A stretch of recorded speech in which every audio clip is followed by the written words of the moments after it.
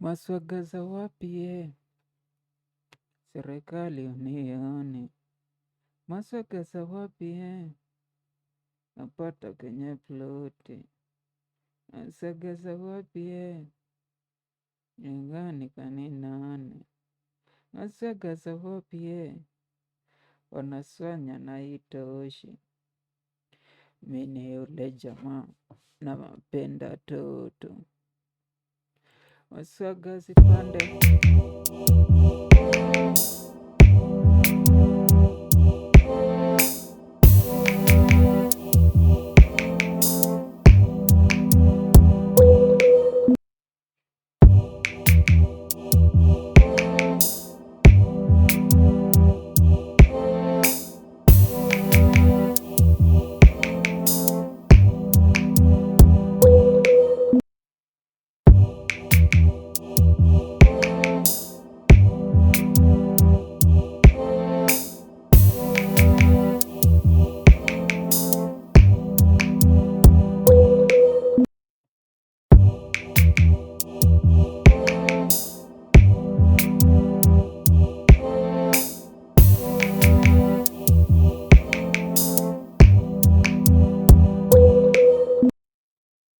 Yo, we are back after 4 years. A lot of things have happened. The only thing that has remained constant is Man City winning the league, which is quite unfortunate. Nowadays we don't even find it exciting to discuss football because you all have to discuss from position two. Who are winning? We are going to Champions League. Who are going to Europa? We already know who are going to win the league, which is very bad. So we are back. We decided we want to build a community around football. Nowadays it's so hard to find people who you discuss football with. In the past, it was so easy when we were at school. Now you had a whole community. Every weekend, you'll find time to discuss who's winning this time, who's scoring this time, who are winning the league, who are not winning the league, what teams to bet, what teams to not bet on, a lot of things. But with work, everybody busy doing their things. Now, the only time you can discuss football is on X, and on X is a little not engaging because most probably you know only one person or two people personally. The other people, they may go in, go out, don't know what they're doing, and it's not good banter, it's just negativity. So, we decided to make this thing happen. So, we'll be having guests at some point, having new people, different people, just coming to talk about football, what's happening through the week, on weekends, Champions League, Premier League, Kenya Premier League, International, Harambee Stars, squad selections.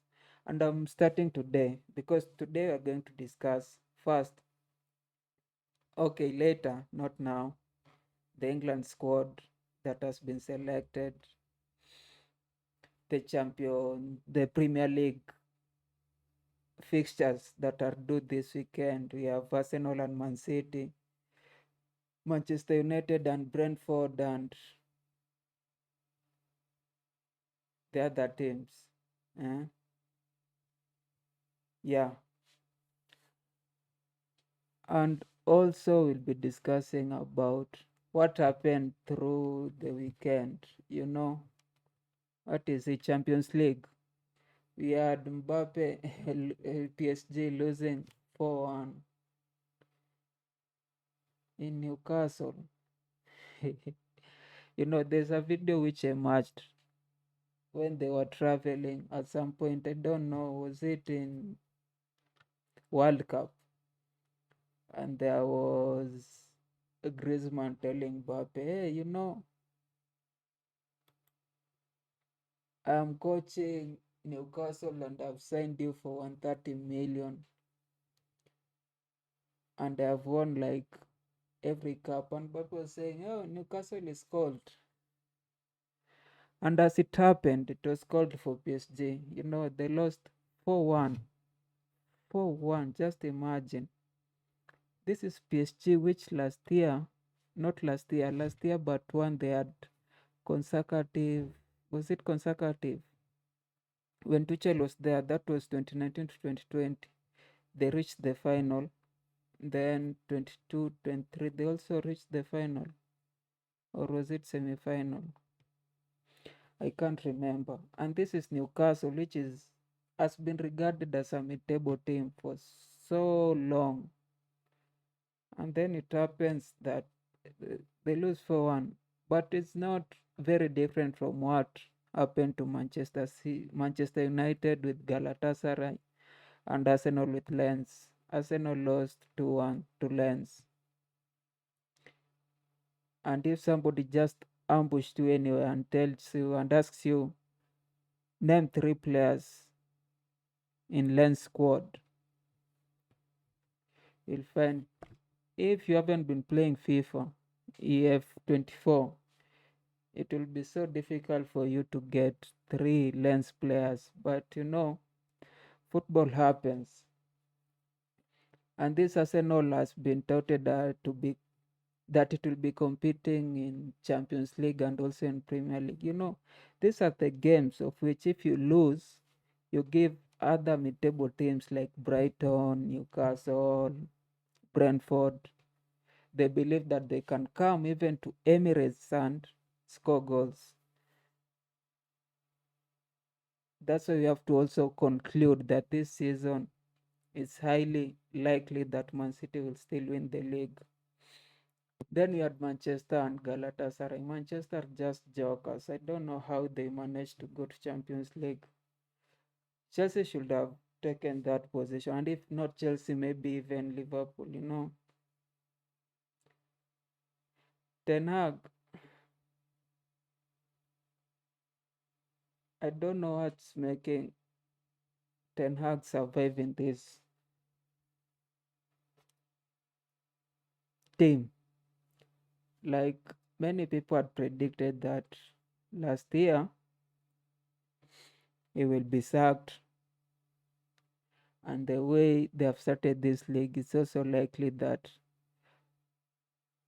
somewhere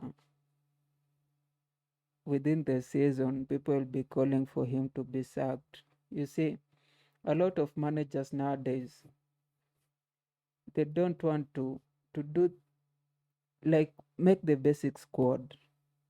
Like, you have your first 11 players. Why do you want to change a lot of things just because an injury has occurred? And the same is happening to Pochettino. You see, Ten Hag like signed a midfielder, Amrabat. You've signed midfielders, you've signed defenders, and now you're taking a good holding midfielder. Is it a box to box midfielder? And you're putting him in left back. And you expect him to give the same output that he gives while playing in the midfield. And you're setting these players up the same way. Pochettino, when you look at Colwill's a good defender, he's a good center back. But if you keep putting him in left back, any mistake that will happen, you'll be setting him up for being bullied. Now they'll bully you plus bullying the player, and maybe the player is not that effective in the position that you are playing him in. You take just a player, you playing him in left wing, the player that usually plays in left back. Again, you take another player, you play him in striker, and doesn't do that. Even during substitutions, like you're doing a lot of changes just to show that you're doing something. That's the problem with top managers. Like when you get a lot of fans, you get a lot of players, usually want to look like you're doing something. And that's the problem, both for Guardiola, Arsene Wenger, Pochettino, like likely all the coaches in the top level. Nowadays they always like to tinker a lot of things in the team, of which in most occasions it just ruins the team. It doesn't even make the team win. When it does, now they'll always say, "Oh, I'm the coach. I did this. I did this. Now I'm the best tactician." You wouldn't think like that, but that doesn't happen most of the time. I also want to talk about Za. People last year but one, Za was to be signed by Arsenal, and everybody was saying, "Oh, Za like is the best." Like based on traditional left wing, right wing roles, Za was like the best winger in Premier League. Now, 1 year later, nobody in the Premier League was even considering signing him. Maybe I don't know, is it because of age? But when you look them play right now, it doesn't even compare to the wingers we have in Premier League. Nowadays, ball is absolutely rigid. All those wingers who had flair were all shipped out. Who's this? Most of them went to, let me Google, check who was this person who went to Al Hilal. The Newcastle guy, how am I forgetting his name? Why am I forgetting his name? Oh, what am I doing?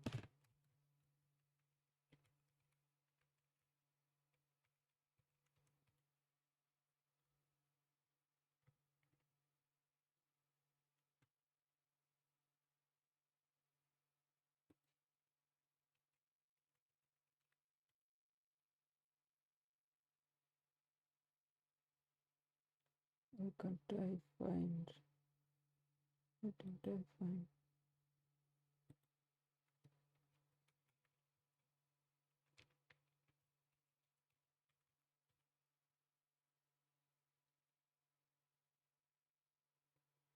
Alan Saint Maximin. Yes, Alan Saint Maximin was another winger who had flair, how he played. But then Newcastle thought they did not need him. Like the money Saudi Arabia pays is not different from the money that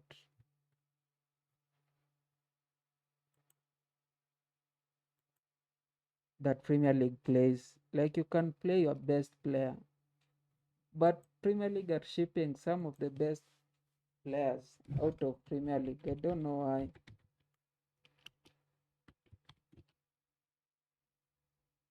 Sometimes back, it was so hard to find a, like, let's talk about England squad. How now they have decided to include a player from Saudi Arabia. When we used to see World Cup squads, and you'll see like, oh, a player plays for either England, France, any player, be it Division 1 or Division 2, we'll always be checking. We'll always be evaluating teams based on the number of players that are playing either in Premier League,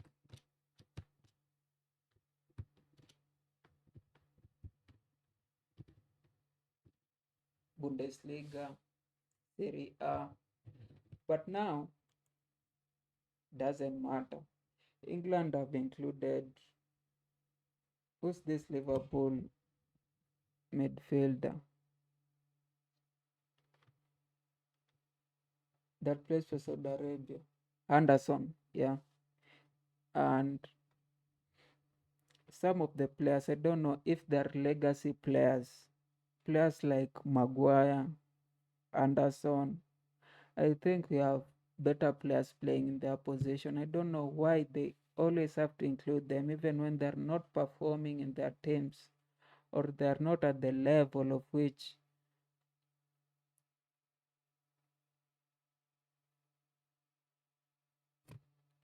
you will expect them to be. Like if it was Kenya, the way they shipped out, the way they called for somebody like Wanyama to be taken out of the team, and now they're even calling for Lunga to be taken out of the team because he had like 3 bad performances, and they were not even bad. Now, for England to see somebody like Maguire, everybody has been calling, hey, we don't need this guy, not in Manu, not in England squad, but he will always be called, it will always be included. Sterling was the only person who was excluded in that league of, I don't know, you call them legacy players. And now Man City is having a lot of players playing for England. You have got John Stones, you have got Walker, Foden,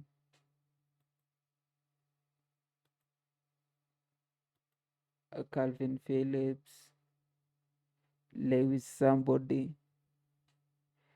If I was the coach for England, I will just, because Man City is winning the games. When Germany won the World Cup, they just took Bayern Munich at that time and they started including, they were playing like Bayern Munich. It was like a Bayern Munich team with a few additional guys. The same way Spain took it, was like Barcelona with just a few Madrid guys who are filling those spots that were not included for players who used to play for Spain. If I was the England coach, I'll just take Man City and then say, okay, who do we replace in Man City? The goalkeeper, one defender, or 2 defenders, a DM, and a striker. All the other positions are all England players. We have Grealish, we have Foden, we have who do we have again? Walker, Calvin Phillips at the middle. We have Stones, yeah, and this defender, what's he called? And even Cole Palmer, who used to play at the number 10 or even at the wing. Man City, just take the whole Man City squad and then you start winning. So this weekend, you have got some interesting games. We have West Ham versus Newcastle. West Ham are playing really, really well. Newcastle are playing really good.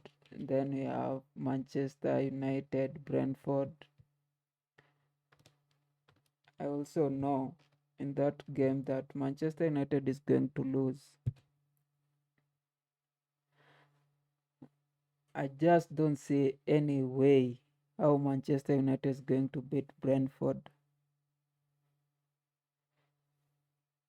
Whether it's their squad, whether I just don't see a way. West Ham Newcastle is it's a very interesting game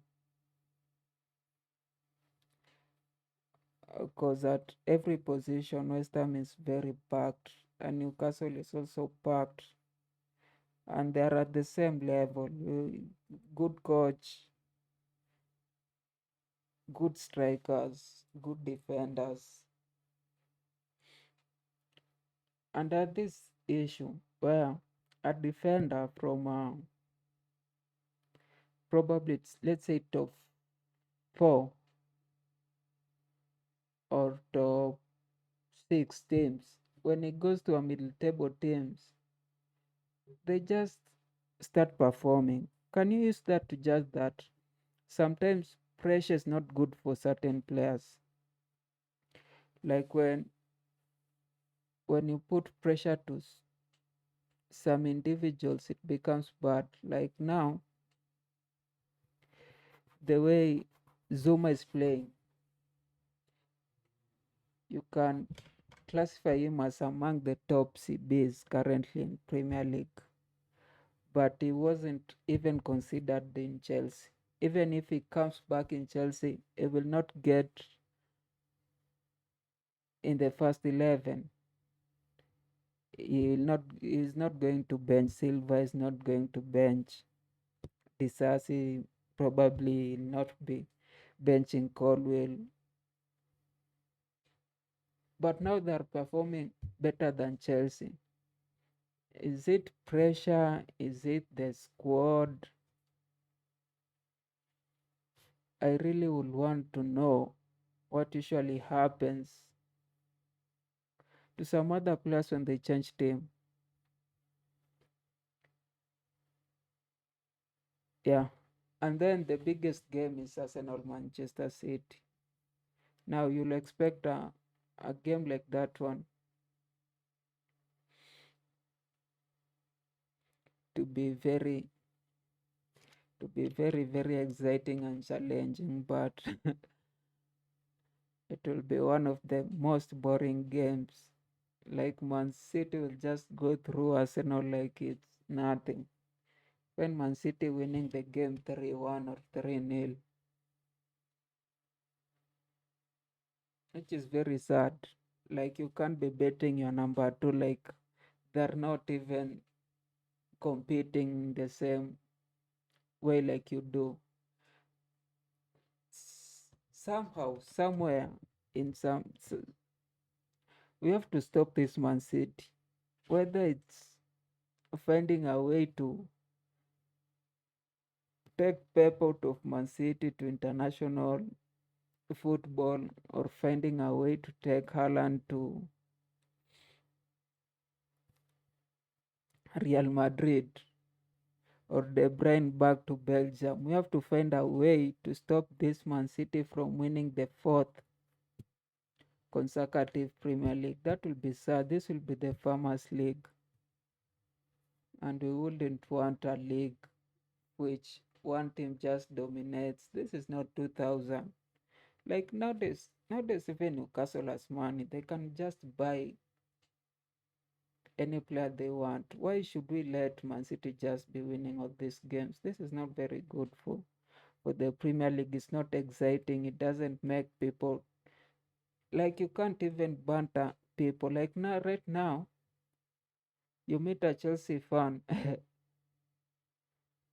you can't banter them because they already expect to lose, even to a lower team. You meet a Man United fan, they are used to losing in some games. They don't even feel sad. That's not the league that we are used to. No.